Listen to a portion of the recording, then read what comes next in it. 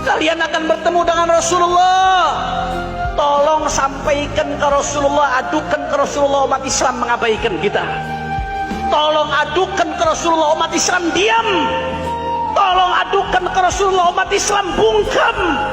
Tolong adukan ke Rasulullah, umat Islam bodoh amat dengan apa yang terjadi dengan kita, saudara. Pada bapak engkau.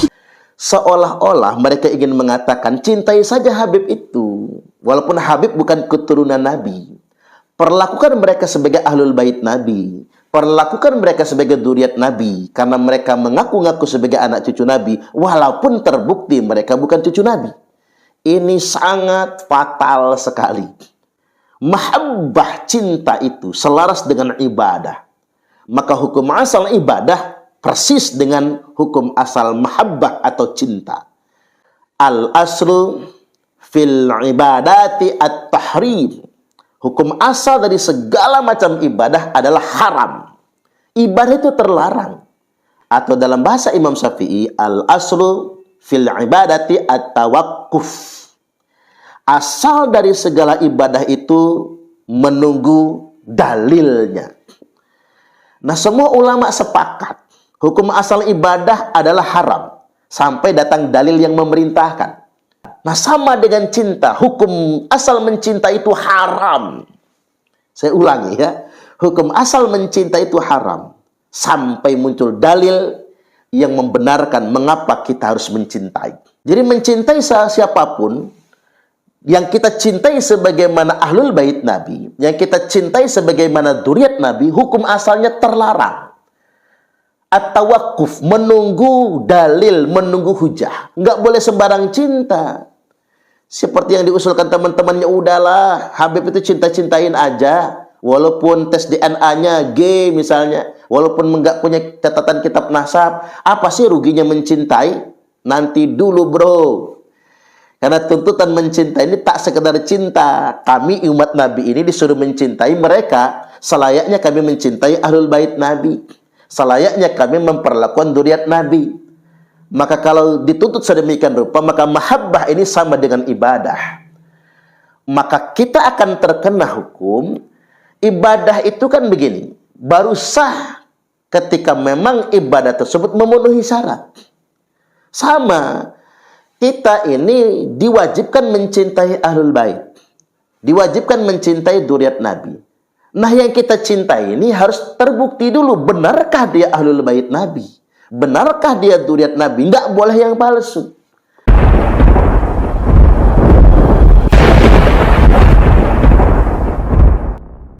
Assalamualaikum warahmatullahi wabarakatuh.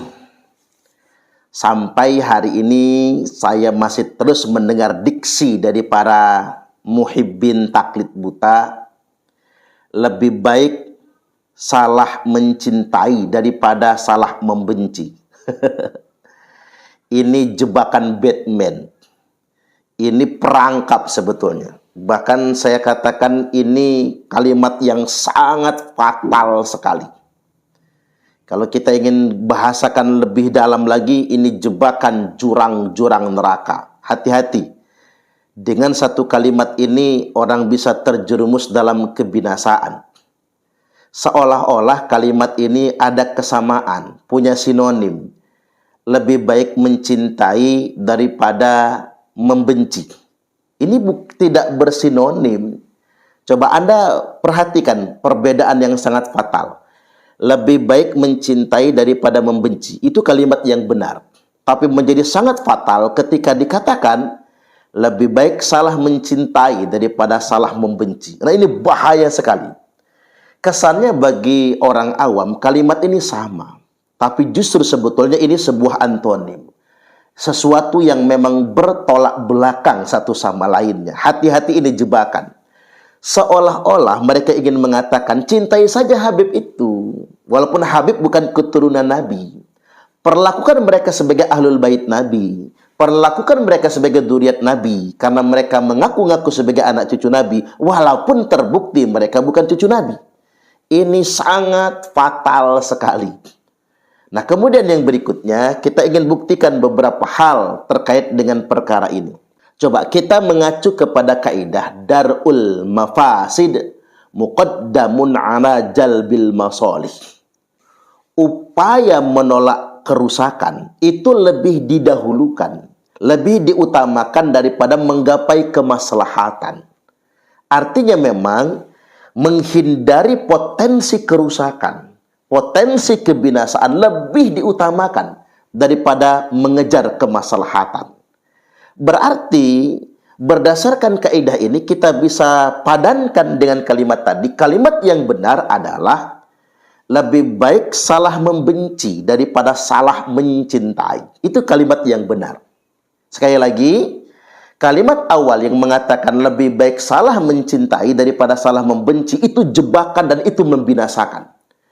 Berdasarkan kaidah darul mafasid muqaddamun ala jalbil masalih, mestinya kalimatnya lebih baik Anda salah membenci daripada Anda salah mencintai. Loh, emang segitu fatalnya kah orang yang salah mencintai? Fatal banget. Salah mencintai, coba yang kita cintai bini tetangga, dibacok orang kita, jangan macam-macam. Jajal kalau nggak percaya. Fatal banget, salah mencintai itu fatal banget. Bahkan betapa banyak orang sengsara seumur hidup gara-gara salah mencintai. Adik-adik remaja, gadis-gadis Indonesia, betapa banyak masa depan mereka hancur gara-gara mereka mencintai orang yang salah. Lebih baik Anda salah membenci daripada salah mencintai. Karena mengapa? Salah mencintai itu fatal sekali, kebinasaan pada akhirnya. Lebih baik salah membenci karena sebuah kesalahpahaman. Coba kalau kita nonton FTV, nonton sinetron lah katakanlah, rata-rata cinta itu bersemi karena diawali dari salah membenci. Awalnya kayak sumpah, kayak enek gitu kan. Kayak nggak suka misalnya. Ujung-ujungnya jadi cinta. Betapa banyak kisah cinta rakyat Nusantara ini diawali dari membenci terlebih dahulu. Ternyata ketika mereka berjodoh kemudian menikah dan bahagia, apa kata mereka ketika flashback dengan masa lalu? Dulu kita salah membenci. Dari salah membenci, salah sangka, salah paham tersebut, akhirnya kita abadi dalam saling mencintai. Kan keren sebetulnya. Betapa banyak sekali lagi keindahan itu dimulai dari salah membenci. Tapi betapa banyak kehancuran gara-gara salah mencintai. Oke, baik, kita gunakan padanan kata biar lebih paham lagi. Mengapa lebih baik salah membenci daripada salah mencintai? Selain karena kaidah tadi itu, kalau coba kita padankan dengan kata halal haram, berarti kalimatnya lebih baik kita tidak menyentuh sesuatu yang halal, tidak menjamah sesuatu yang halal, daripada kita melakukan sesuatu perbuatan yang sifatnya haram. Kita salah membenci, nggak apa-apa. Sampai-sampai sesuatu yang halal ini tadi terabaikan oleh kita, daripada kita terjerumus kepada sesuatu yang diharamkan oleh Allah. Itu kaidah darul mafasid itu begitu. Kemudian hujah yang berikutnya yang hendak saya tegaskan pada kesempatan kali ini, mahabbah cinta itu selaras dengan ibadah. Maka hukum asal ibadah persis dengan hukum asal mahabbah atau cinta. Al-aslu fil ibadati at-tahrim. Hukum asal dari segala macam ibadah adalah haram. Ibadah itu terlarang. Atau dalam bahasa Imam Syafi'i, al-aslu fil ibadati at-tawaqquf. Asal dari segala ibadah itu menunggu dalilnya. Nah, semua ulama sepakat hukum asal ibadah adalah haram sampai datang dalil yang memerintahkan. Sampai ada dalil yang menegaskan. Nah, sama dengan cinta, hukum asal mencinta itu haram. Saya ulangi ya, hukum asal mencinta itu haram sampai muncul dalil yang membenarkan mengapa kita harus mencintai. Nah, sama dengan ibadah. Hukum asal ibadah itu terlarang sampai ada dalil yang memerintahkan untuk ibadah tersebut. Nah, sama dengan cinta. Kita mencintai habaib, itu hukum asalnya haram sampai muncul dalil dan hujah yang menyatakan habaib ini merupakan keturunan Nabi. Harus begitu dia. Jadi mencintai siapapun, yang kita cintai sebagaimana ahlul bait Nabi, yang kita cintai sebagaimana dzurriyyat Nabi, hukum asalnya terlarang. At-tawakkuf, menunggu dalil, menunggu hujah. Nggak boleh sembarang cinta.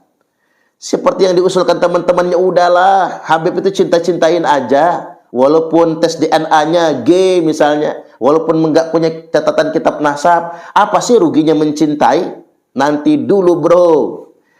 Karena tuntutan mencintai ini tak sekedar cinta. Kami umat Nabi ini disuruh mencintai mereka selayaknya kami mencintai ahlul bait Nabi. Selayaknya kami memperlakukan dzurriyyat Nabi. Maka kalau dituntut sedemikian rupa, maka mahabbah ini sama dengan ibadah.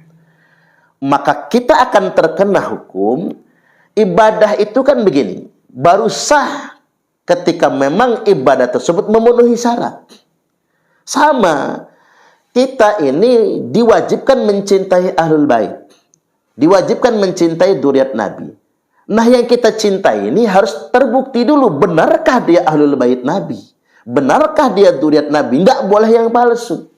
Makanya hari ini saya tegaskan, mahabbah, mencintai ahlul bait itu hukum asalnya menjadi haram sebagaimana ibadah sebelum datang dalil yang menunjukkan bahwasanya mereka adalah dzurriyyat Nabi. Nah, sekarang ketemukan jawabannya. Mengapa kita tidak boleh sembarangan mencintai habaib-habaib itu? Karena terminologi habaib ini jamak dari habib, itu kan tidak merujuk kepada orang yang sudah diisbat sebagai anak cucu Nabi. Bukan orang yang kemudian sudah mendapatkan isbat secara sah berdasarkan hujah dan dalil sebagai dzurriyyat Nabi, kan bukan. Tetapi habaib itu sudah dilembagakan, diinstitusikan seolah-olah sebagai ahlul bait Nabi. Dan kita semua punya kewajiban mencintai mereka. Saya ingin tegaskan, kalau memang begitu ketentuannya, maka haram mencintai habaib sebelum mereka menunjukkan bukti bahwasanya mereka benar-benar ahlul bait Nabi, benar-benar dzurriyyat Nabi. Saya yakin semua ulama Nusantara sepakat bahwasanya mahabbah dengan ibadah itu hukum asalnya terlarang sampai memang mahabbah dan ibadah itu menemukan dalilnya, menemukan hujahnya. Artinya yang dicintai dan yang diibadahin pun benar. Saya ambil contoh. Kalau salah mencintai itu dibenarkan, maka salah mengibadahi juga dibenarkan. Misal contoh, lebih baik salah mencintai daripada salah membenci. Berarti lebih baik salah mengibadahi. Lah, kalau yang kita ibadahi batu, musyrik dong. Kalau yang kita ibadahi itu iblis, yang kita ibadahi itu setan, ya musyrik kita. Enggak boleh. Hukum asal ibadah itu terlarang sampai memang dalilnya terang, hujahnya juga terang. Sama. Nggak boleh kemudian kita mengumbar cinta kepada siapapun yang hanya mengaku-ngaku sebagai dzurriyyat Nabi. Nah, apalagi kita ini dihadapkan dengan fakta perilaku. Perilaku institusi habaib di Indonesia ini yang ngaku-ngaku anak cucu Nabi ini, ternyata kelakuan mereka jauh panggang daripada api, dari akhlaknya Rasulullah Sallallahu Alaihi Wasallam. Tapi begitu terbukanya, begitu zohirnya, begitu terangnya mereka ngaku-ngaku anak cucu Nabi, nunjuk-nunjuk ke dirinya sebagai anak cucu Nabi, tapi perilaku mereka sama sekali tidak meneladani Nabi. Makanya ada yang sampai berkata begini, Al-Habibu mahjubun bil habaib. Habib itu tertutupi kemuliaannya gara-gara kelakuan habaib. Habib yang pertama itu kembalinya kepada Rasulullah. Karena bagi kita, Habib itu ya Rasulullah sebetulnya.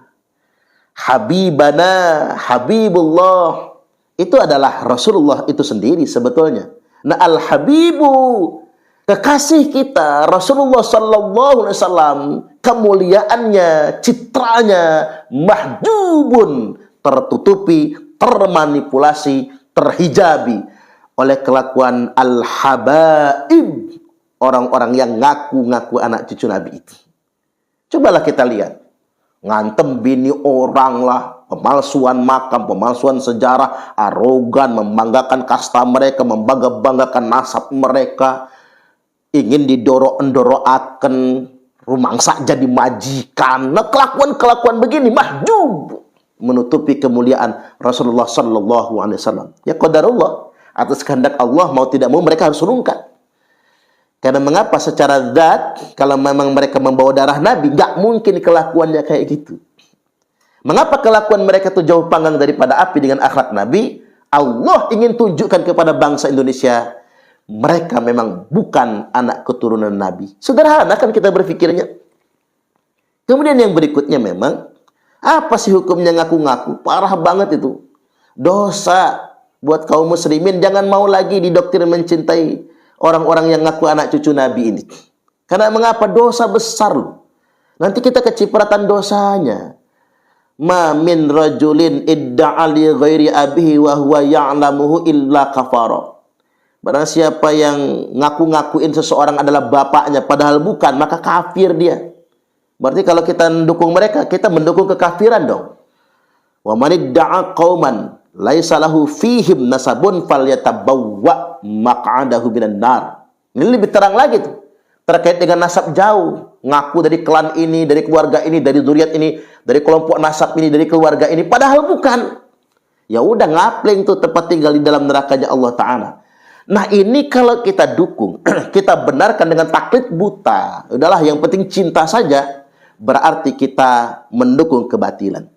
Bahkan saya hari ini berani menegaskan, orang-orang yang mendukung klan Baal, yang telah ngaku cucu Nabi padahal nggak punya bukti, mereka sebenarnya telah menodai kehormatan Rasulullah Sallallahu Alaihi Wasallam. Disinilah kita dihadapkan dengan penistaan agama yang sesungguhnya, yakni orang yang ngaku-ngaku sebagai anak keturunan Rasulullah padahal dia nggak punya dalil, nggak punya kitab zaman yang menunjukkan, tambah lagi hasil DNA-nya G. Jangankan keturunan Nabi, orang Arab aja bukan itu kalau G itu. Berarti sebetulnya orang-orang yang terus melakukan ini dan para pembelanya, saya anggap adalah orang yang telah menista ajaran Islam, dua menista kemuliaan Rasulullah Sallallahu Alaihi Wasallam. Jadi pantas kalau sampai Imam Malik rahimahullahu ta'ala sampai berfatwa, ketika ada orang yang membangun intisab, menyambungkan nasabnya kepada Rasulullah Sallallahu Alaihi Wasallam, ngaku-ngaku keluarga Nabi, ngaku-ngaku dzurriat Nabi, padahal dia nggak punya hujah, padahal dia nggak punya dalil, maka dia dihukum satu, dipukul dengan keras. Yang kedua, diviralkan, disiarkan. Kabarkan kemana-mana kalau orang-orang ini adalah orang-orang yang ngaku-ngaku sebagai cucu Nabi padahal bukan. Jadi memang hari ini ketika kita memviralkan klan Ba'alwi yang ngaku-ngaku cucu Nabi padahal bukan, itu memang sudah perintah ulama. Jadi kalau ada orang yang ngaku-ngaku sebagai anak cucu Nabi dan ternyata dia tidak bisa menunjukkan bukti itu, maka kita punya kewajiban mensiarkan, memviralkan. Tujuannya apa? Agar terjaganya syariat sebetulnya. Ini bukan aib, bukan. Ini sebuah kewajiban mensiarkan, mengumumkan. Agar terjaganya syariat. Karena Imam Mahdi itu nanti dari Ahlul Bait Nabi. Termasuk nanti penobatan imam besar dan lain sebagainya. Ini kan selalu dikaitkan dengan Ahlul Bait Nabi. Atau dzurriat Nabi. Demi terjaganya syariat, demi kemuliaan nasab suci Rasulullah SAW, maka harus disiarkan, kata Imam Malik. Kemudian yang ketiga, dipenjarakan.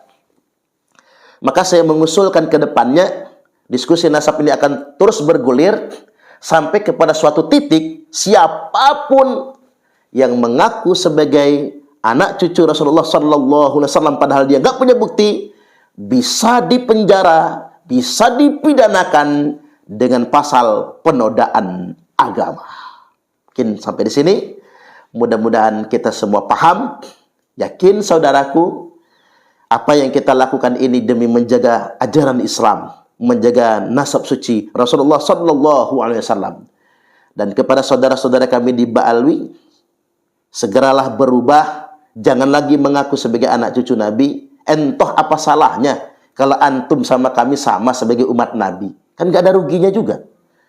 Tapi betapa menyakiti Rasulullah SAW ketika Anda terus-terusan menggembar-gemborkan kalau antum semua sebagai anak keturunan Nabi. Itu sangat menyakiti Rasulullah SAW. Wallahul muwaffiq ila aqwamit thariq. Wassalamualaikum warahmatullahi wabarakatuh. Kami adalah laskar sabilillah, pecinta wali songo dan para anbiya, pewaris peradaban Islam di Nusantara hingga berkibar bangsa Indonesia.